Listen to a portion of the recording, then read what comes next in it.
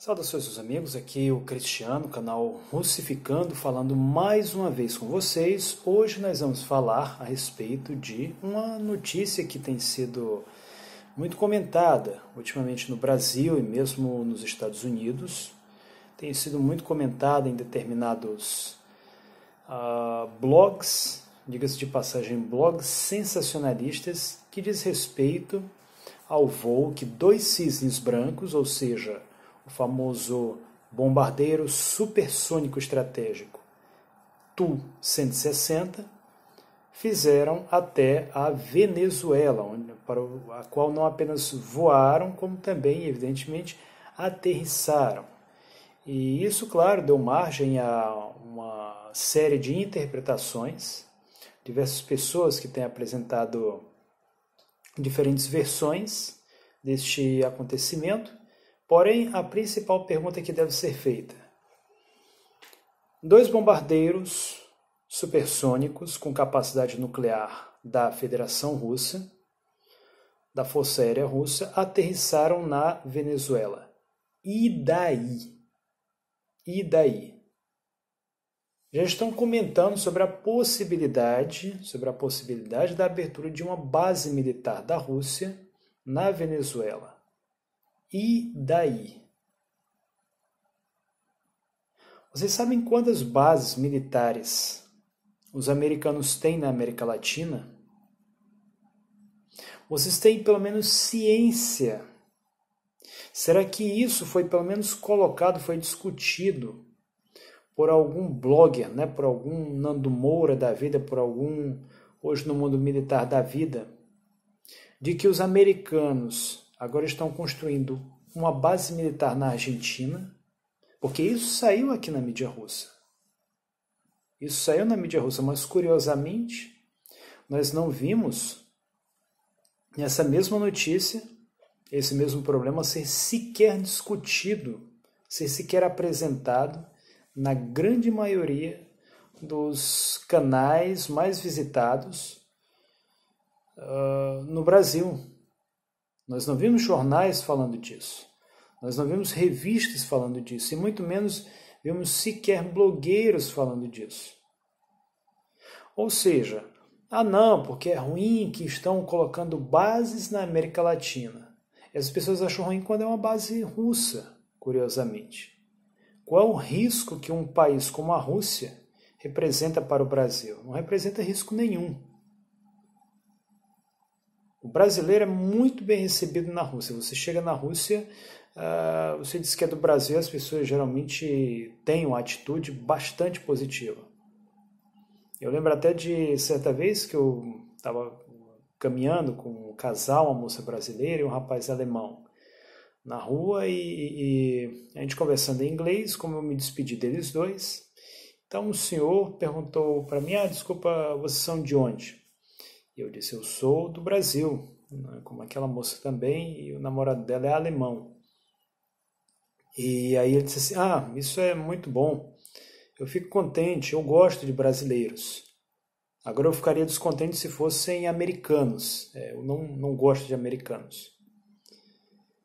Ainda assim, um amigo meu americano passou uma temporada aqui na Rússia esse ano. Ele também é reensinador histórico do Exército Vermelho, a propósito.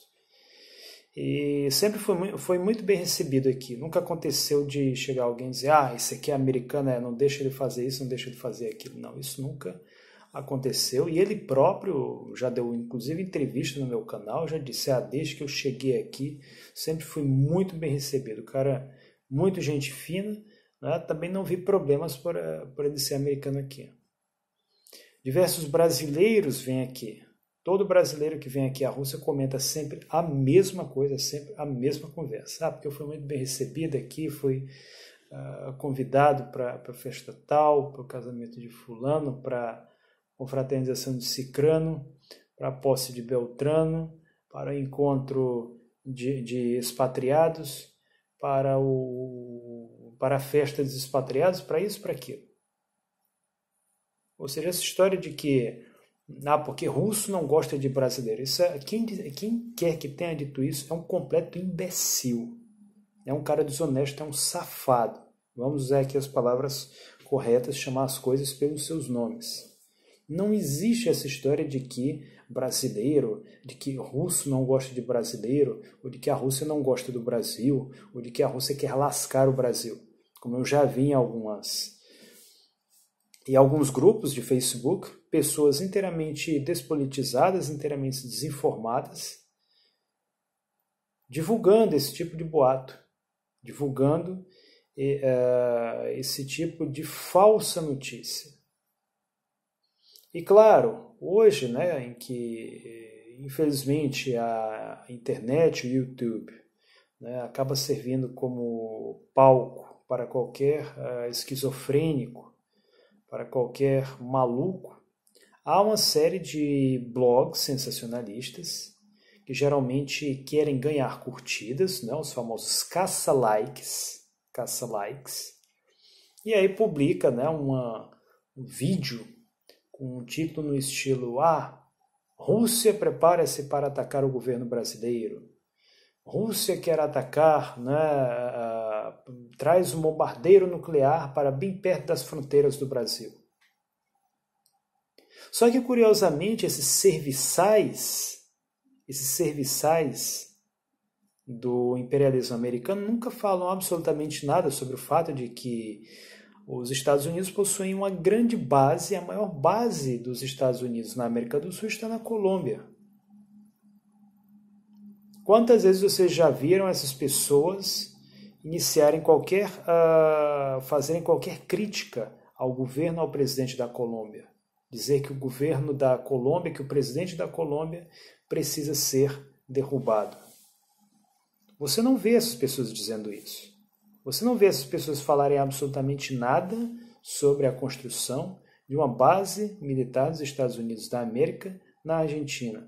Assim como também praticamente silenciam diante do fato de que a Inglaterra, o Reino Unido da Grã-Bretanha, possui uma base militar nas Ilhas Malvinas, né, como eles chamam as Falklands.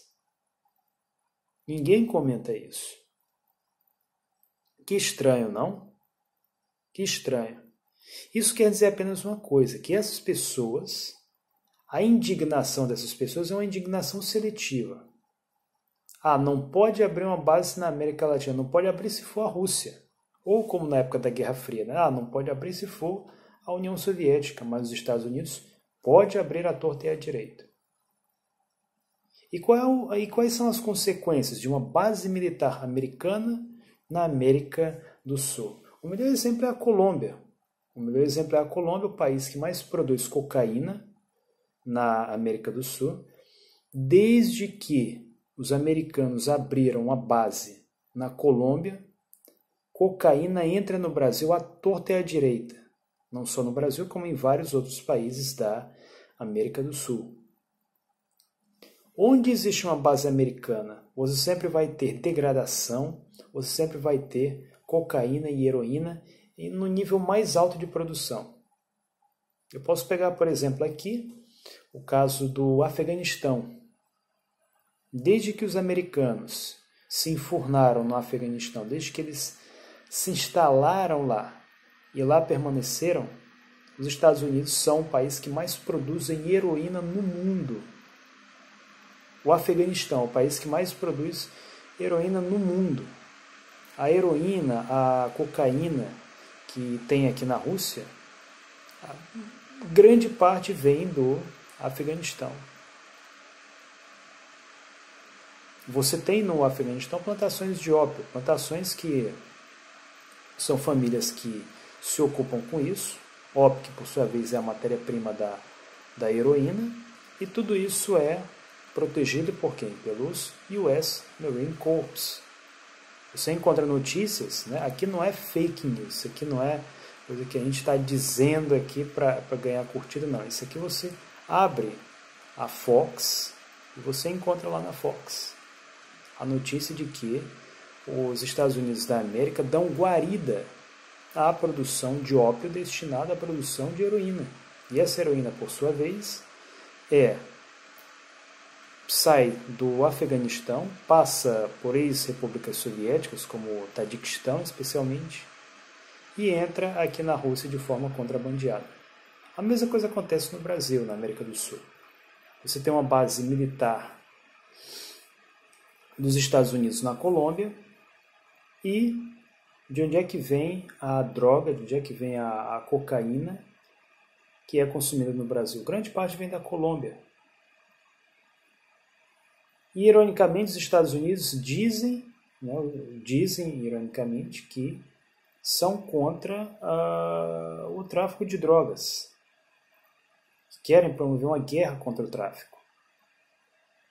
E o governo colombiano, que tanto se diz, né, contra o tráfico, contra traficantes, tem os Estados Unidos ali junto com eles, mas até hoje nunca deu um cabo nessa produção e nesse comércio de cocaína. Um dos produtos, infelizmente, de exportação mais famosos da Colômbia. E é evidente que, se existe essa exportação de tudo isso, é porque também há quem consuma.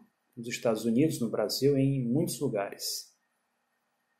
Inclusive, provavelmente, o pessoal que faz esses vídeos malucos, né? Que faz esses vídeos com teoria da conspiração. Não tenho a menor dúvida de que as pessoas cheiram muita cocaína para falar coisas tão absurdas.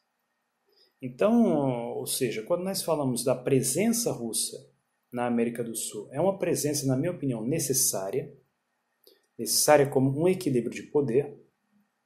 Eu, quando estive no programa do Goblin, né, o Horácio Vida Prosa, eu inclusive defendi publicamente a instalação de uma base militar russa na cidade de Fortaleza.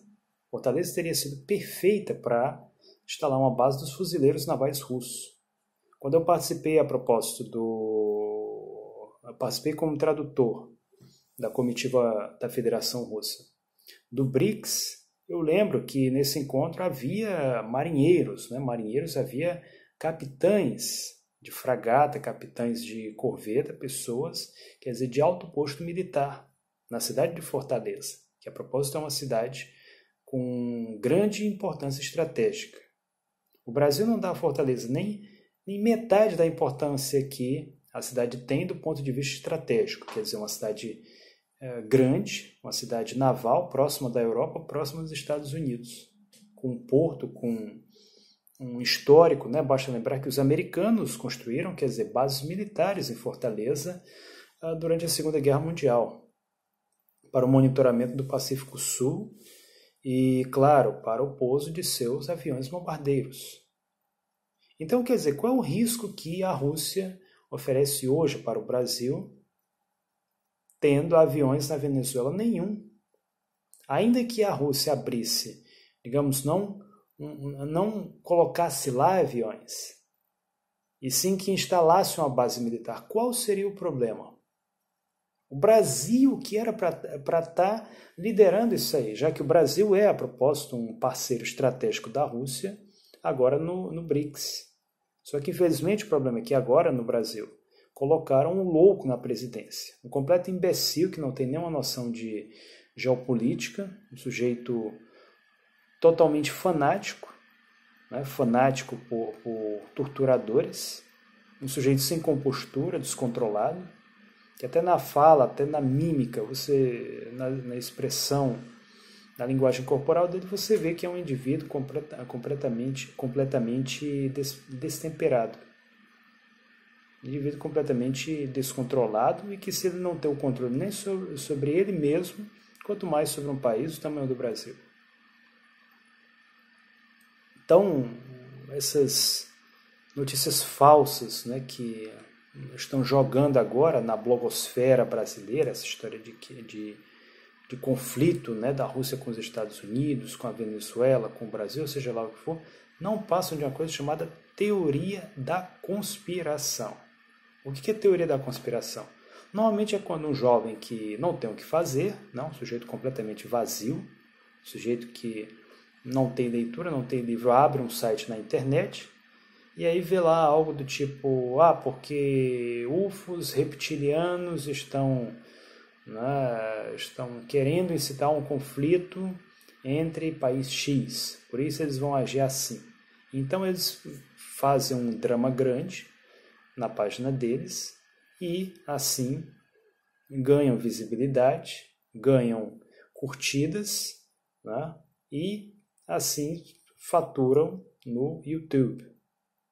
São verdadeiros energúmenos. Energúmenos. Pesquisem o que é isso. Ou tem outros casos também que têm um alcance maior. Por exemplo, o Olavo de Carvalho, um astrólogo que não entende absolutamente nada de política internacional, de geopolítica, para ser mais exato.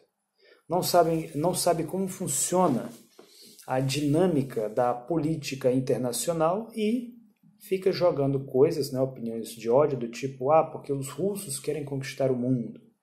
Né, e depois apresentando isso como sendo filosofia. Sendo que aí não existe absolutamente nada de filosofia, até porque não há nenhum sistema de ideias apresentado aí. Existe apenas a boa e velha propaganda da Guerra Fria. Talvez o único mérito dele seja o quê? Seja popularizar a propaganda anticomunista, antissoviética e russófoba da época da Guerra Fria. Uma vez que ele faz isso, chamando palavrões, né, dando uma de Dercy Gonçalves, e a gente sabe que, infelizmente, o Brasil é um país onde as pessoas não têm uma cultura de ler poesia, de ler prosa, um país que lê uma média de 0,8 livros por ano. Então, a tendência é você ter exatamente esse tipo de fanático, esse tipo de lunático sendo levado a sério, como se as opiniões dele tivessem alguma razão, né? Como se tivesse alguma lógica, que não tem. Então, ou seja, como é que a mídia russa hoje reage a essa questão da presença russa na América do Sul? De forma muito tranquila. Muito tranquila, assim como o próprio russo também reage a isso de forma muito tranquila. A Rússia tomou uma atitude certa, né? Mandou um recado, digamos assim, para os americanos que agora falam em intervir na Venezuela. A Rússia, quer dizer, mostra, né, que a Venezuela tem costas largas e espero que a China acabe agindo da mesma forma também, até porque a China, a gente ainda não vê a China tomando participação em conflitos internacionais, como por exemplo na Síria. A própria diplomacia russa é uma diplomacia bastante amigável, né? Você vê que os russos estão sempre fazendo o possível para agradar os seus parceiros ocidentais. Para quem não sabe, o Putin agora, inclusive chegou a um ponto que causou inclusive satisfação dos russos aqui, que é a proposta de devolver as ilhas Kurilas, as ilhas Sakhalinas do Sul, precisamente, para o Japão.